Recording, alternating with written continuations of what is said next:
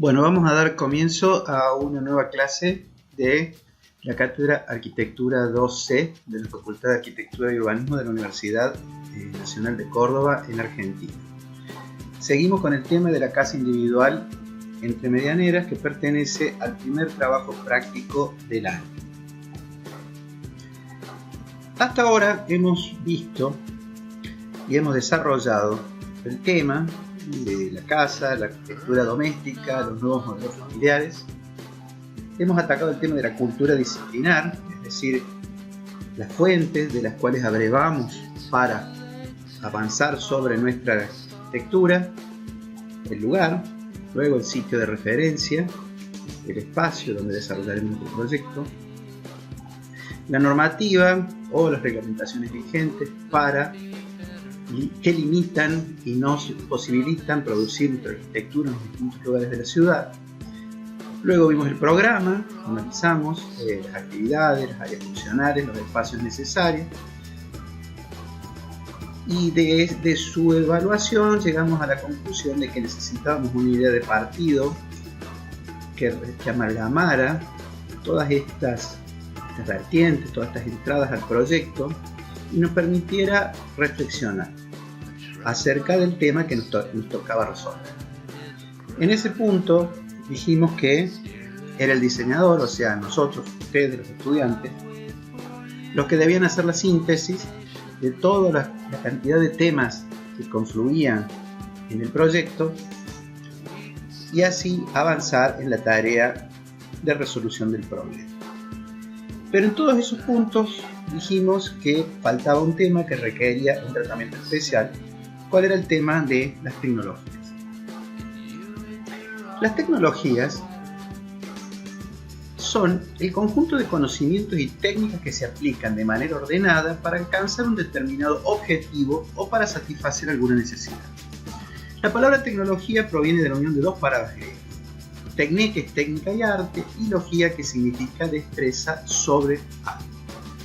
Entonces, cuando hablamos de tecnologías, hablamos de un conjunto de conocimientos y técnicas que se aplican de manera ordenada, es decir, necesitamos un orden, un método, tanto para su investigación como para su aplicación en el hecho arquitectónico. La tecnología es la arquitectura, es decir, ese binomio indisoluble entre construcción e ideación, y cómo uno retroalimenta al otro. En el año 1923, Le Corbusier escribe un libro señero que revoluciona el modo de pensar la arquitectura que se venía haciendo hasta ese momento. Ese texto fue Hacia una arquitectura. En él, Le Corbusier plantea los famosos 5 puntos sobre los cuales se debía sentar la arquitectura moderna. Y, como debe ser, los 5 puntos se asientan en las posibilidades de la tecnología y las posibilidades de la construcción para construir, o sea, para materializar los espacios. Y los espacios de habitación para el hombre que, a principios del siglo XX, estaba demandando a partir de cambios que estaban sucediendo en la sociedad, en la economía y en los modos de pensar de los habitantes.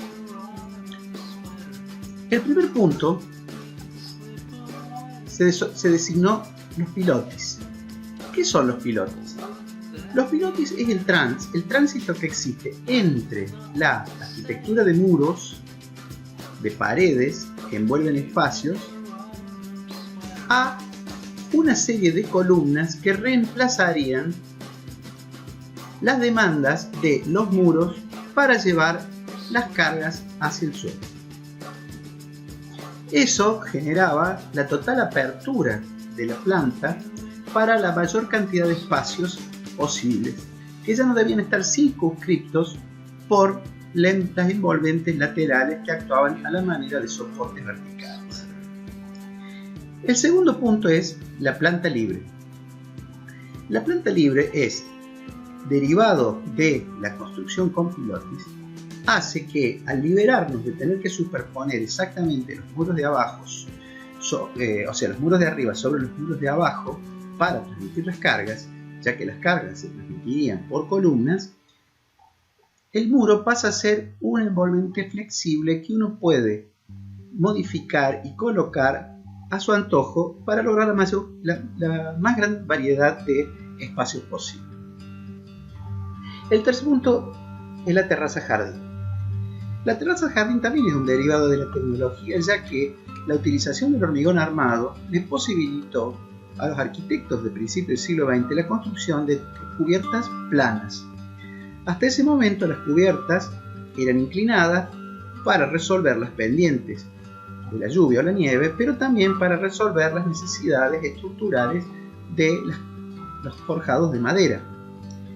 El utilizar una terraza plana le permitía a los diseñadores construir un nuevo suelo en ese último piso.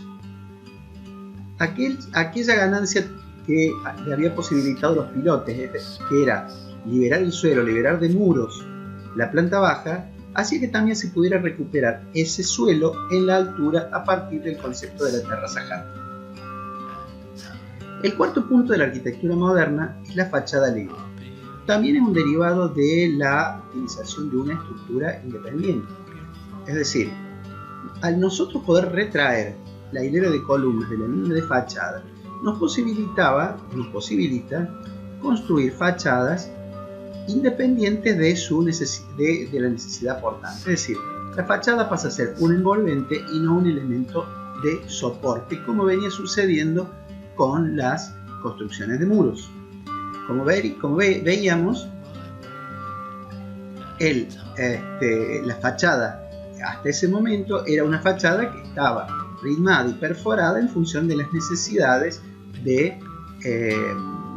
muro para mantener su capacidad portante. Si yo le saco esa responsabilidad al muro, porque derivo las cargas a la columna, puedo hacer lo que quiera con la fachada, y ahí aparece el quinto tema, que es la ventana corrida. Es decir, poder hacer una ventana de punta a punta en toda la fachada libre para el ingreso de sol, que antes se había limitado por precisamente el muro, cuya función principal era la de derivar las cargas al sol.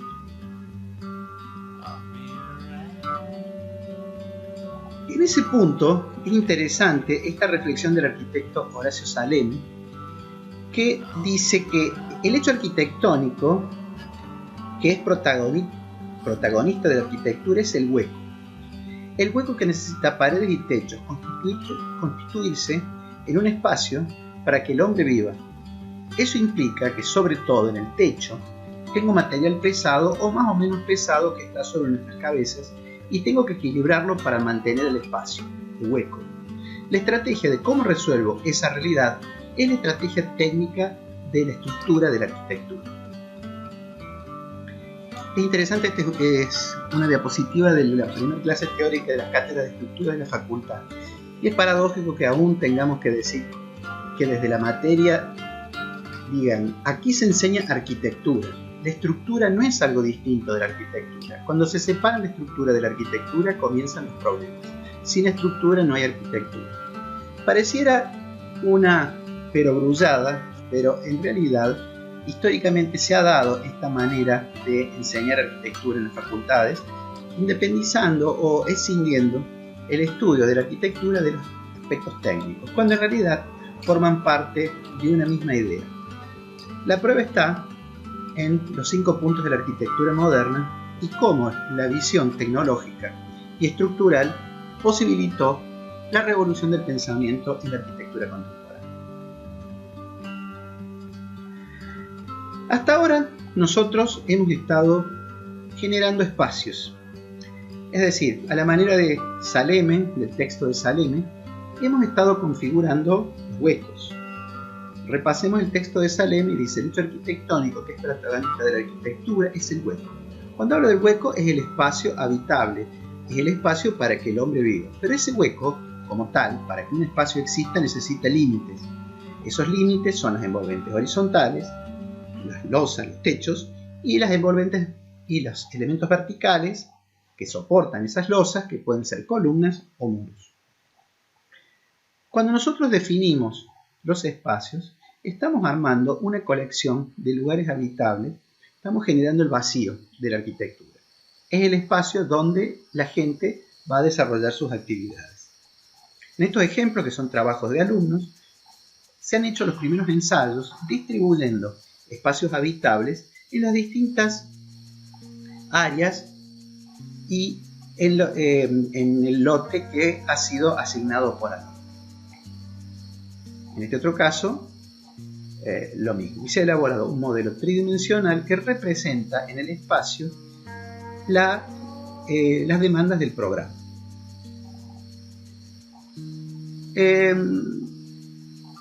Podemos decir que una vez traducido esos programas en arquitectura, aparece el concepto de la planta.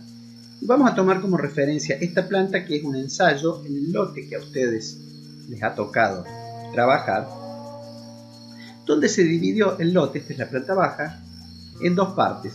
Una parte ocupada con una serie de locales, el estar, el comedor y un espacio técnico en el medio con la circulación, y un espacio pasante lateral donde está la cochera, un patio, una galería con doble frente y el patio de fondo.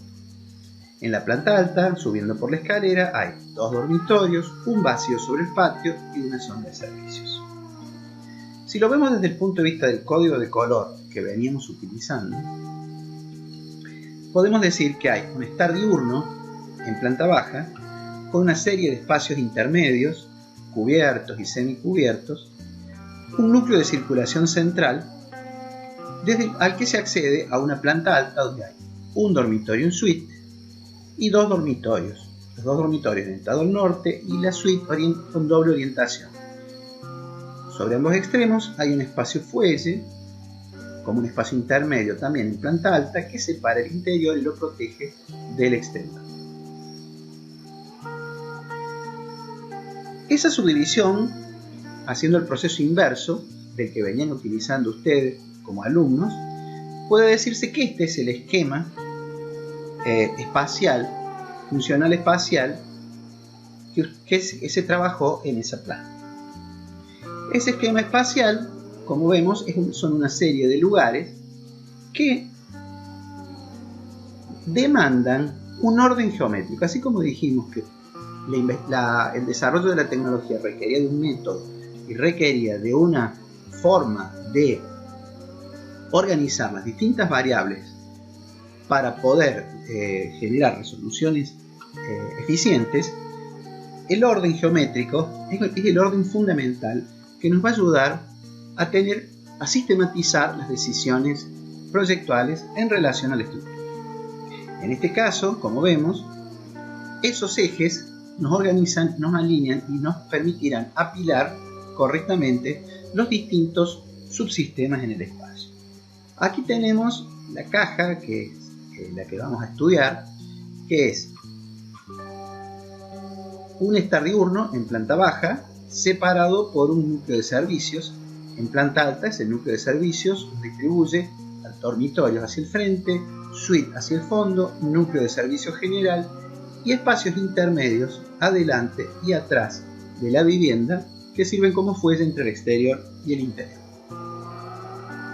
Pero si lo pensamos desde otro punto de vista, esos paquetes habitables, esos lugares que definen área funcional, son en realidad vacíos. El hueco de Carvajal son espacios. Entonces esos espacios habitables demandan límites. El primer límite del cual podemos hablar es el límite horizontal, o sea, las losas. Las losas van a servir como cubierta y entrepiso y definir los dos niveles, el nivel inferior y el nivel superior. Pero las losas son elementos pesados colocados horizontalmente, es decir, van a tender a caer o a deformarse. Para eso necesitan muros o elementos verticales que los soporten.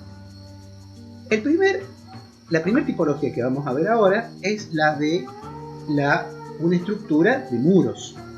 Esa primera estructura a la cual Le Corbusier refuta con la estructura independiente. Entonces, esas losas, esos elementos horizontales, demandan elementos verticales que definan los espacios y a su vez sirvan de soporte a las envolventes horizontales. Eso define una caja muraria compacta donde hay una predominancia del lleno sobre el vacío, porque siempre hay que lograr que las cargas tengan la suficiente masa construida para que puedan ser transmitidas al suelo. Losa va hacia el muro, muro baja hacia el suelo.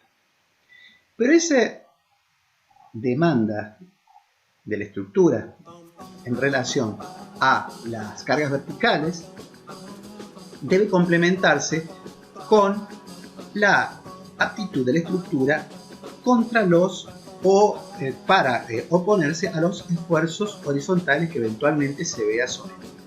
Las estructuras no solamente tienen las cargas verticales que decíamos que inciden sobre las losas y que tienen que ser transmitidas a los muros, sino que eventualmente hay también cargas horizontales. Esas cargas horizontales, entre otras, pueden ser de sismo o viento. Quizás el viento no sea una determinante importante para una construcción de pequeña envergadura como una casa, pero sí lo son los sismos, o sea, los movimientos horizontales. Para ello, las estructuras de muros deben complementarse con estructuras de encadenamiento. Es decir, hay que sunchar, hay que coser, hay que atar todas esas piezas estructurales en un todo tridimensional que sea capaz de oponerse a esfuerzos horizontales y verticales. Así la arquitectura se transforma en una unidad estructural que es estable a todos los esfuerzos a los que se le somete.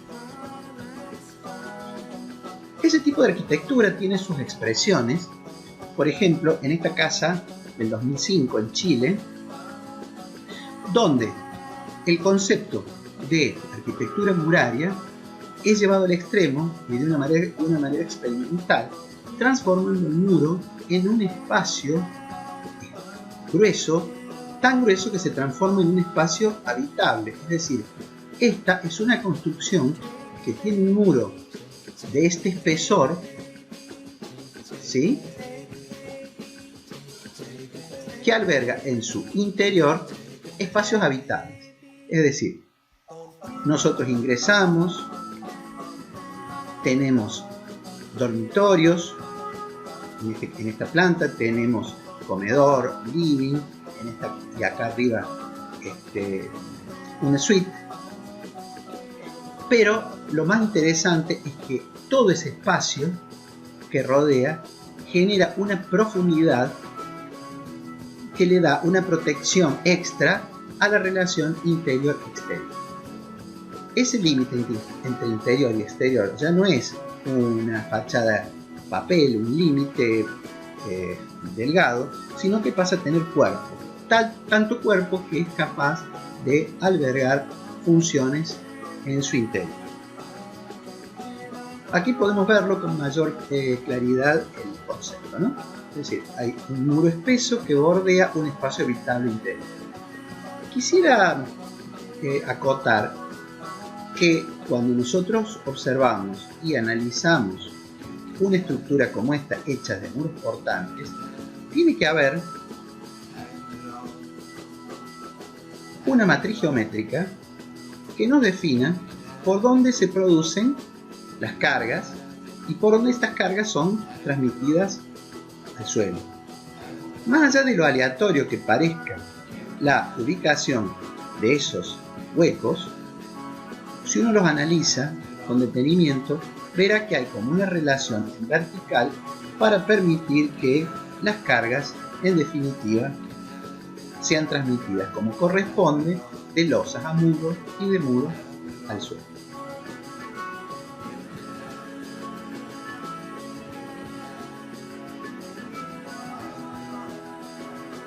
Esta arquitectura muraria es una arquitectura que define espacios cerrados, limitados, estables, con una mayor preponderancia del lleno sobre el vacío. Un paisaje de claroscuros donde los espacios interiores son claramente definidos por las luces y las sombras. Las sutilezas geométricas hacen que los puentes puedan, o las envolventes horizontales puedan transmitir las cargas a los muros, huecos de muros, etcétera, etcétera, etcétera, ¿no? Es decir, es una arquitectura donde el lleno envuelve a estos huecos, a estos espacios vacíos, como si fueran muros, son muros. Hay otra manera de verlo, que es, bueno, quizás la reinterpretación que hace Le Corbusier sobre esta arquitectura de muros, generando un nuevo concepto. Es decir, acá están huecos de Salemi. Lo que propone Le Corbusier es lo siguiente, es decir, independizarse absolutamente de los muros y generar una estructura que sea las losas y elementos filares, columnas. Fíjense que estas columnas liberan totalmente la planta, generando vacíos que luego pueden ser llenados de una manera totalmente independiente por los elementos de cierre vertical. Al retirarse la columna del plano de fachada, se independiza precisamente la fachada libre que hablaba Le Corbusier, pudiendo ser planos con ventanas corridas, con paramentos vidriados, parasoles, etc. Es decir, hay una independencia absoluta de las envolventes en relación a la estructura. Por supuesto que también, en este caso, así como cuando hablábamos de la estructura de muros, necesitamos encadenados que relacionen todo, en las estructuras independientes también. Es decir, no son columnas y losas como si fueran mesas. Todas esas columnas y losas se ven vinculadas entre sí por un sistema de encadenados que hacen que la estructura se transforme en un todo tridimensional. Es importante que ustedes observen que para poder lograr esto con la mayor eficiencia, estos encuentros y estos vínculos, estamos necesitando del auxilio de la geometría y del orden geométrico que nos alinea, nos apila y nos organiza la distribución de las partes en el espacio. El resultado es un forjado también en dos dimensiones, en tres dimensiones, donde las columnas y las distintas tramas de vigas van conformando un todo integral que se opone tanto a los esfuerzos verticales como a los esfuerzos horizontales a los que se somete la estructura. Aquí está el modelo que Le Corbusier luego aplica en la casa Curuchet. El modelo es la Maison Dominó de 1921, donde un joven Le Corbusier ensaya precisamente este modo de construcción, donde la estructura independiente sostiene las losas que a su vez ocultan en su interior, acá vemos, los forjados, los distintos encadenados que transforman todo esto en un todo tridimensional. Aquí está, en todo su esplendor, en una de las más hermosas casas de Le Corbusier, esta idea de la estructura independiente.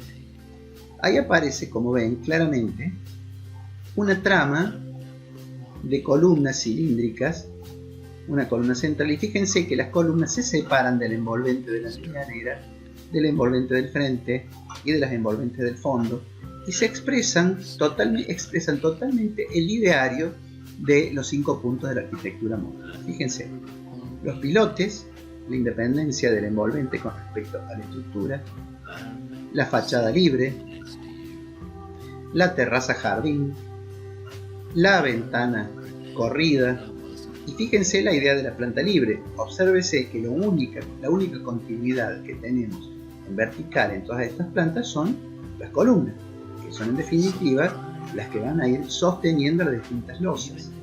Los muros se independizan en cada una de las plantas porque no tienen una capacidad portante y su responsabilidad es solamente envolver los espacios de acuerdo a las demandas funcionales. Este ideario moderno es a su vez la expresión de esta arquitectura, donde el espacio fluye gracias a la existencia de esta estructura independiente.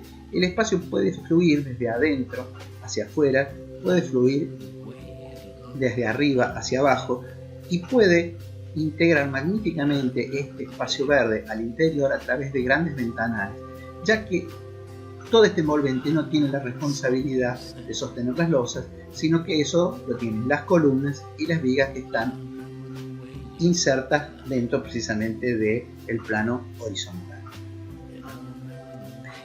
Fíjense, en este caso, la estructura independiente está separada del envolvente exterior, el envolvente exterior como una ventana corrida y por supuesto la expresión de esa estructura como parte del lenguaje de la arquitectura moderna.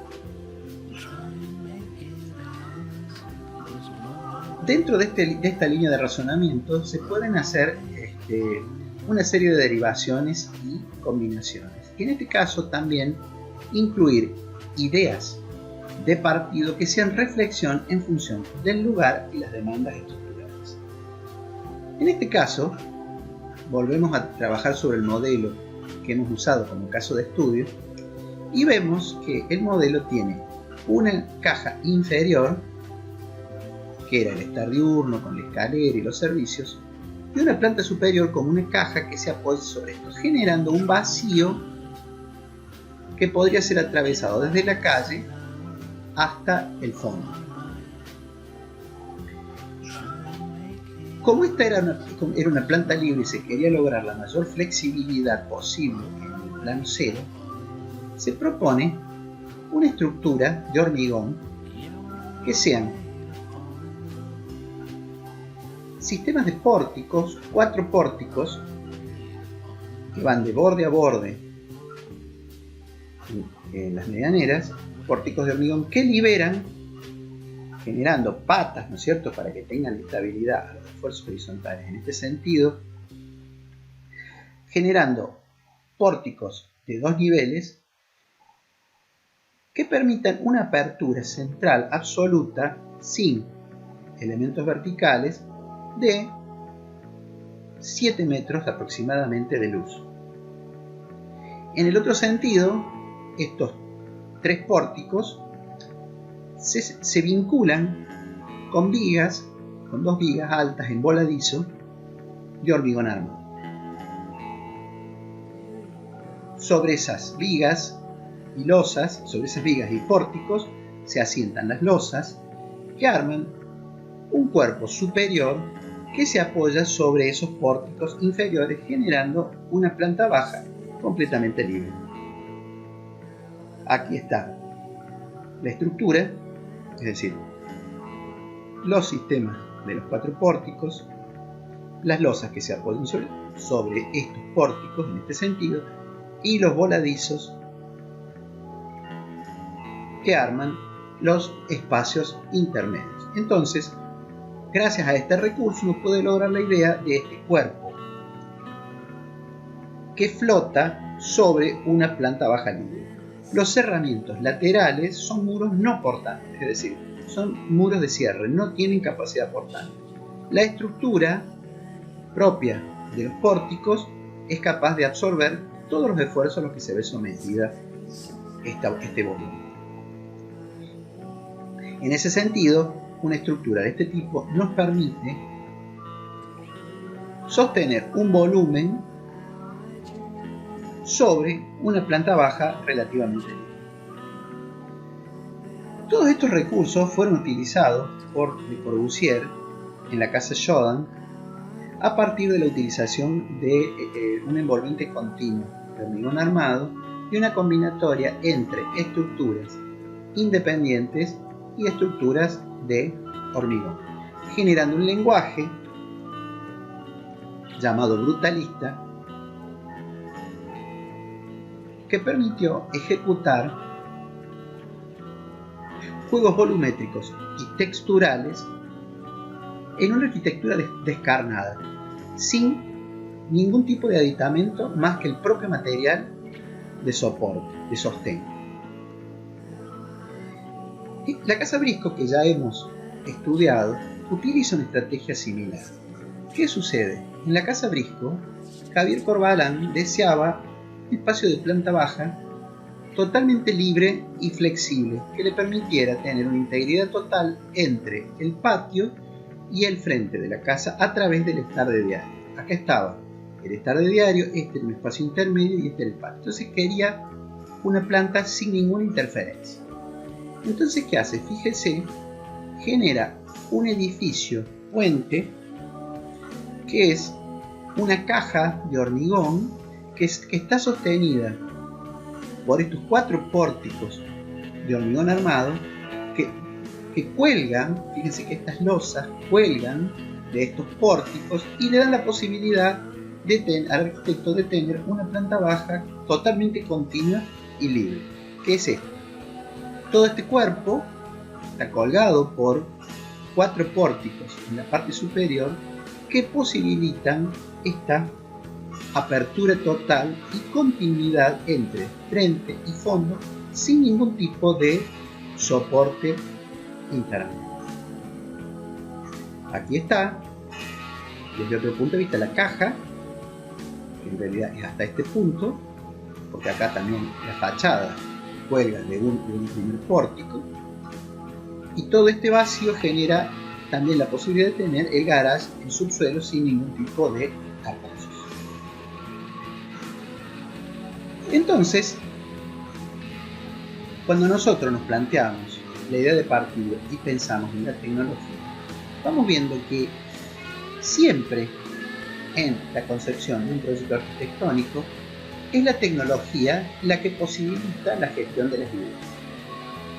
¿Qué es lo que posibilita que en la Casa Fanego se puedan lograr estos espacios fluidos? Es precisamente que esta parte estructural funcione como un puente apoyado entre 2 medianeras. Fíjese que no hay ningún apoyo por debajo en la Casa Fanego. Pero si uno ve con detenimiento, están estas 2 grandes vigas que apoyan sobre las medianeras y generan la posibilidad de tener una estructura puente que salva toda la luz, que si lo analizamos debe ser entre 10 y 12 metros. La Casa Briscoe, que analizábamos recién, para poder tener en planta baja esta continuidad visual de que hablábamos, demanda de estos espacios, de estos pórticos estructurales donde cuelga esta caja que permite la continuidad espacial. En la casa de Jalisco, fíjense que el hecho de es una estructura muraria, pero al colocar todos los muros apoyados contra la medianera, le permite la continuidad espacial entre frente y fondo.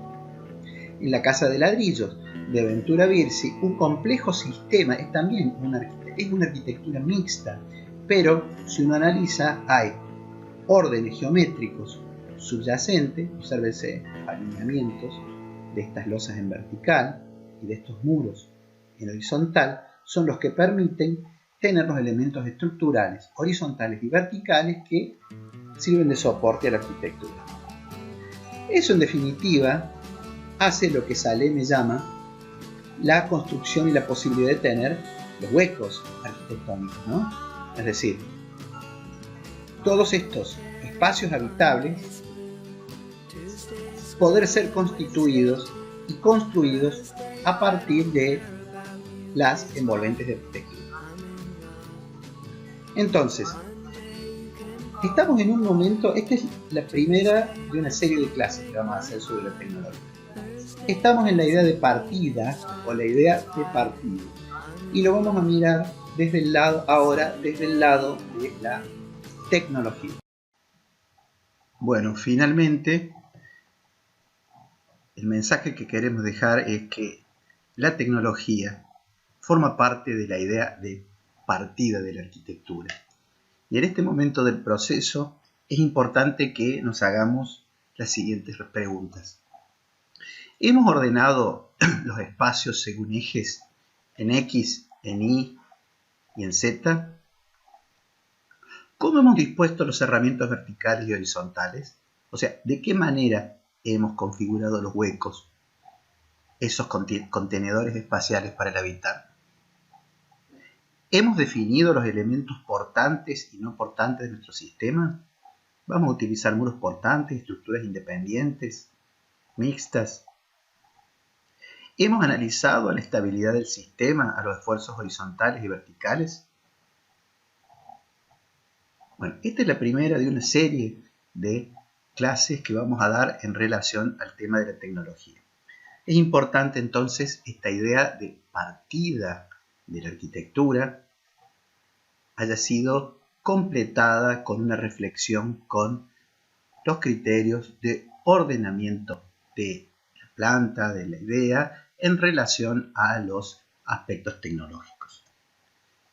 Para así lograr una idea de partido que sea lo suficientemente compleja para poder lograr aquel hilo conductor que guíe nuestras decisiones proyectuales y así podamos llegar a la síntesis de proyecto.